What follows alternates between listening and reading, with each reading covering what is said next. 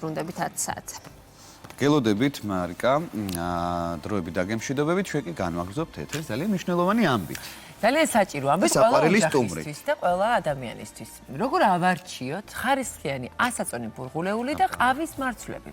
ბრინჯი, წიწიბურა, შვრია, მანის ბურღული. ის პროდუქტებია, რომლებსაც ყოველდღიურად ბევრი ადამიანი მოიხმარს. დღეს ვისწავლით თუ როგორ უნდა ამოვიცნოთ უხარისხო და ძველი პროდუქტი. ასევე გავიგოთ რა მახასიათებლები მეტყოლებს პროდუქტის ფალსიფიკაციაზე. როგორც აღვნიშნეთ, შევეხებით ყავის თემასაც, მარცვლებს და მის არჩევის საკითხსაც. კონკრეტულად როგორ უნდა მივხვდეთ მარცვლები ვადაგასულია თუ მრავალჯერ მოხალული. იფიქრიათ, რომ საერთოდ მის ალბათობა შეიძლება არსებობდეს და როგორ მოქმედებს ყავის თვისებებზე მასში რძისა თუ შაქრის დამატება. სურსათის უვნებლობის ექსპერტი მარიამ ჩაჩუა შემოგვიერთდა უკვე ჩვენ სტუდიაში და მარიამ იქნება ის ადამიანი, ვინც ამ ამბავს რა თქმა უნდა საჯაროებს. დილამშვიდობის მარიამ. მოგესალმებით, დილამშვიდობისა. პირველ რიგში ჩამონათვალი იყო, რასთიკამ ჩამოთვალა და ძირითადად არ დავფიქრებულა რა არასდროს მისა ესეთ ხარეზე. არც მე რა თქმა უნდა. მოდი დავიწყოთ ასაწონი ბურღულეულით, რომელიც საკმაოდ ბევრია ბაზარზეც და ძალიან ბევრი მოხმარებელი წყავს. რა შეიძლება იყოს აქ არც თუ ისე სასურველი მოხმარებლისთვის? ზოგადად ბურღულეული და მარცვლოვნები საერთოდ ძალიან დიდ როლს თამაშობს როგორც ქვეყნის ეკონომიკაში, სასურსათო უსაფრთხოებაში, აგრეთვე ჩვენს რაციონში, იმიტომ რომ ძალიან მდიდარი პროდუქტია, ხო, ნახშირწყლებით. დიახ, ახლა მინერალით, ვიტამინების ჯგუფებით და ასე შემდეგ. ამიტომ მნიშვნელოვანია, რომ მათ ეს სასარგებლო თვისებები რაც აქვთ, სრულად იყოს შენარჩუნებული და ისე მოვიდეს ჩვენამდე, ხო მართალია.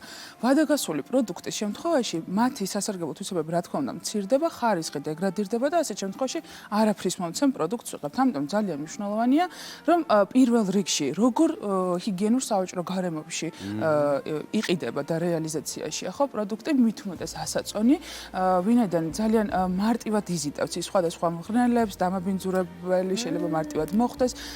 ძირითადად ეს ღია, ასე ვთქვათ, მდგომარეობაში იყიდება ხოლმე ასაწონი, არ შეიძლება ღია ცის ქვეშ, სადაც სხვადასხვა ფრინველი შეიძლება მოხდეს მის ირგვლივ, ხო მართალია, რომელიც ძალიან ბევრი დამაბინძურებლის გადამტანია, აუცილებლად შეფუთული უნდა იყოს, არ შეიძლება ძირს იატაკზე იყოს განლაგებული შეფუთვა, შეიძლება ის იყოს ტომრით ან შეფუთვით, პლასტიკის შეფუთვით, ხო?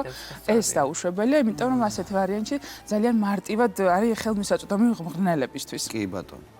რა თქმა უნდა, დეზინსექცია, დერატიზაცია უნდა ხდებოდეს ობიექტზე, რაც მავნებლების კონტროლს გულისხმობს, მით უმეტეს ისეთ ობიექტში, მით უმეტეს არა, პრინციპში ყველა ობიექტში, ყველა კვების ობიექტზე ეს აუცილებლად უნდა ხორციელდებოდეს და სარეალიზაციო პუნქტშიც. გარდა ამისა, ძალიან მნიშვნელოვანია ის ნაწილიც, რომ სრულად იყოს ახალი შეფუთვა და იხურებოდეს, ასე ვთქვათ, და იხსნებოდეს.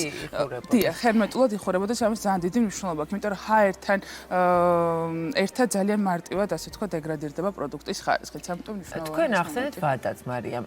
დავუშვათ, აი ამ ასაწონ შემთხვევაში უფრო უკონტროლო შეიძლება აღმოჩნდეს ვადის პარამეტრები. ინდობილები ვართ მომწოდებელზე. სამწუხაროდ, დიახ, იმიტომ რომ ძალიან მარტივად ფალსიფიცირებადი პროდუქტია ხარისხობრივადაც და რაოდენობრივადაც, იმიტომ რომ ძალიან მარტივად შეიძლება უბრალოდ რეალიზატორმა გადაურიოს ძველი პროდუქტი ახალს ისე შეურიოს, რომ ჩვენ ამას ვერ მივხვდით.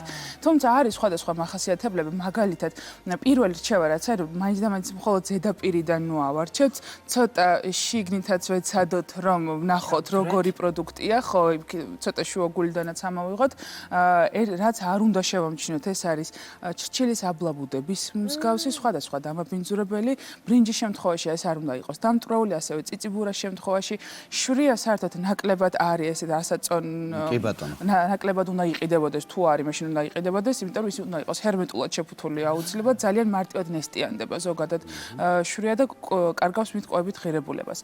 ბრინჯის შემთხვევაში მისი თითოეული მარცვალი უნდა იყოს გამჭვირვალე, გააჩნია ასორტიმენტს, ხო, რა ფერის უნდა იყოს, შეიძლება იყოს თეთრი, მოყვითალო ან მოყავისფრო შეფერილობის. ხო, მოყავისფრო შეფერილობის ყველაზე მეტად სასარგებლოა და მაღალი ფასიც აქვს შედარებით ასეთ პროდუქტს.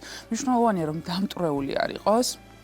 როგორც თქვი, ჩრჩილის აბლაბუდები და სხვა ზედმეტი მინარევი არ უნდა არსებობდეს. სიძველის მანიშნებელი პირველ რიგში პრინციპში მაინც ჩრჩილის აბლაბუდებია.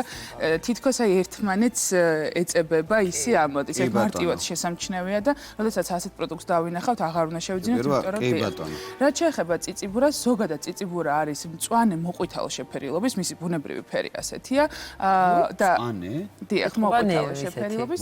ახალგაზრდა წიწიბურა. დიახ, ეს არის ნედლი წიწიბურა, ასეთი ფორმით რეალიზაციაში არ არის, იმიტომ რომ მისი შენახვის ვადრა საკმაოდ მცირე, ამიტომ წარმოებლები ერთხელ ხალავენ. ღია ყავისფერი შეფერილობის არის, ხო, რა თქმა უნდა, ამ შემთხვევაში ვადა მისი ხანგრძლივობა და ახლობით 18-დან 20 თვემდე შეიძლება